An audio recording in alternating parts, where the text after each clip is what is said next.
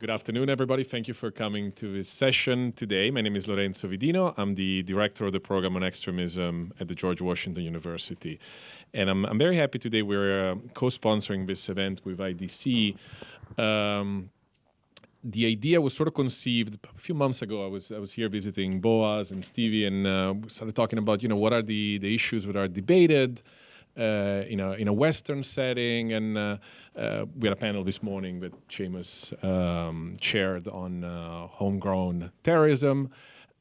But one topic that I think is always very interesting and probably not as widely discussed as I think it should be is the issue of nonviolent Islamism. And mostly because I'm holding the microphone, I'm not doing the air quotes of nonviolent Islamism. Because obviously it's a term that I can imagine some of the panelists can criticize, because there are significant implications for terrorism and violence when we're talking about some of the groups we will be talking about. So nonviolent is sort of the term of reference, the term of art is often used, but it comes with a lot of caveats. And I think 18 years from 9/11 today, I think to some degree we're still very much at the same stage we were 18 years ago when it comes to the debate on ideology and on groups that are not directly engaged in violence, but that nonetheless embrace some of the very same ideas that belong to this broad tent, this broad family that we would call political Islam. The questions are still the same. To some degree, people like us, we go to a lot of conferences, like a lot of you still probably hear the same questions. What are we fighting? What is the role of ideology? Are we fighting simply jihadist groups? Are we fighting terrorism, which in itself is a tool, not an ideology? Are we fighting just jihadist groups, or are we fighting Islamist groups? Are we fighting political Islam? Is Islamism problematic in all its manifestations, violent and non-violent? And of course we understand the difference, but there are aspects, many would argue, of non-violent Islamism that are problematic per se, that pose a different kind of challenge, a maybe less immediate challenge than jihadist groups, but some would argue in the long term even more insidious than violent jihadism. There are very practical implications. I mean, this is a debate, of course. I guess the keynote is over. This is, of course, perfect timing. Do the introduction again. There are, of course, very practical implications. I mean, we conceived the panel as focusing mostly on the West, on Europe and North America, although I know some of the speakers will speak about topics that go beyond the West. But if we just look at it from a Western point of view, there are many implications. I mean, very practical from a policy point of view when it comes to assessing non-violent political Islamist groups, from Brotherhood to Salafists. There are very important policy decisions that need to be made about them. There's a never-ending debate in policy circles about whether they should be seen as part of the problem or part of the solutions when it comes to countering radicalization. Are they viable partners? Is the line of thinking that existed in many quarters of the British policy-making environment a few years ago, that it takes a soft Islamist to convince a hard Islamist, that only the Salafists, the brothers, can be the ones convincing jihadists not to engage in violence.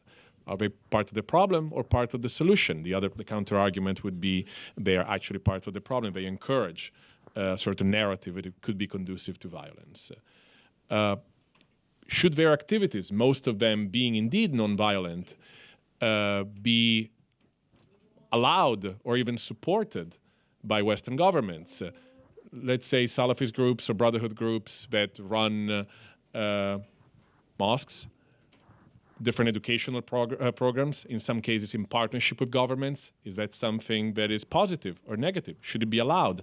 And if not allowed, under what legal basis? As we said, a lot of these activities might not be ideal. People might see them as problematic, but they're not necessarily legal. So under what pretense can one ban them? What are the relations between these groups that operate in the West and certain countries like Saudi Arabia, like Qatar, like Turkey. And of course, what is the relationship that Western governments should have with these countries when it comes to them supporting these networks in the West? So this is a very long introduction. I apologize. I'm mostly filling as the room, filling time as the room gets filled. We have a very, very good group of speakers here, but I will let Ethan, who's been amazing in organizing this conference, introduce all the speakers. Before we introduce the speakers, I'd like to show a video from the Enough campaign, and we will begin this momentarily. We start with the breaking news out of Paris. The world is reacting tonight to a terrorist attack and panic tonight on Barcelona's most famous It seems international terrorism is winning. The opposite is true. A single terror attack may take the lives of dozens of people, but a single inspiring survivor can affect the lives of millions. For that to happen, the narrative must change. Worldwide, we're here to say enough. Let's win terrorism together. We're here to celebrate the victories of the bold, of the resilient, of the inspiring. We're here to dismantle fear. We're here to defy terror together as one movement. Enough with the media empowering terror. Enough with telling the wrong stories. Enough with being victims. We're here to say enough today to create a better tomorrow. Without further ado, I'd like to introduce our very distinguished speakers. Firstly, I'd like to introduce Ms. Raheel Raza. Ms. Raza is an award-winning journalist, public speaker, and advocate for human rights, gender equality, and dignity and diversity. Ms. Raza is the author of many books, most notably Their Jihad, Not My Jihad. Additionally, she is a recipient of the City of Toronto's Constance Hamilton Award. She is the first Muslim woman in Canada to lead mixed-gender prayers and accredited with the United Nations Human Rights Council in Geneva and New York. Currently, she serves as the president of the Council for Muslims Facing Tomorrow and a founding member of the Muslim Reform Movement. In addition, Ms. Raza runs a forum for learning with panelists and several discussions with international speakers.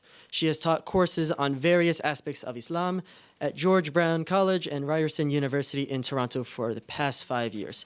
Ms. Raza has also made a documentary film called Whose Sharia Is It Anyway?, dealing with the Sharia debate in Ontario, Canada.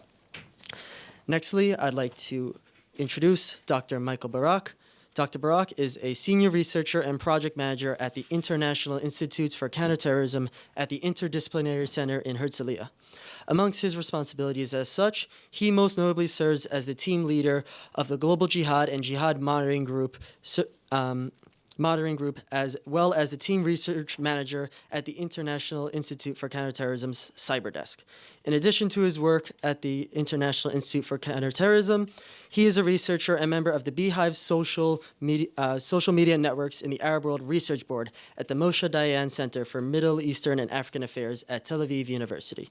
The culmination of his work in research is manifested as an active publisher in both English and Hebrew on works ranging from modern Salafism and Sufism in Egypt to prominent trends in social media networks to the Arab world.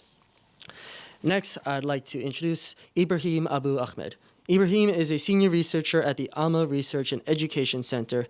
His focus of his research is on Israeli security challenges to the northern border. He also serves as He also has a focus on the Syrian civil war and its implications for Israeli security. Lastly, his alma mater is the American University in Cairo, Egypt, as well as James Madison University in the United States. And lastly, I would like to introduce Dr. Magnus Runstrup. Dr. Runstrup is a scholar in counterterrorism research with more than 20 years of experience, starting back in 1990 as a conference co-organizer of the Royal Overseas League in London, which was targeted by the Provisional IRA in a thwarted attempt to assassinate the United Kingdom Secretary of State for Defense, Tom King. Since then, he became the director of the Center for Study of Terrorism and Political Violence at the University of St. Andrews, joined the European Commission Expert Group on Violent Radicalization, and became an internationally recognized expert on Hezbollah, Hamas, Al-Qaeda, and other militant Islamic groups, even meeting with senior leadership of Hamas and Hezbollah. Today, he is the research director of the Center for Asymmetric Threat Studies at the National Defense College in Stockholm, Sweden, where he has led major research projects on topics from radicalization and counter-radicalization policies in Europe to chemical, biological, radioactive, and nuclear terrorism. So, without further ado, I'd like to begin this workshop with Ms. Rahil Raza.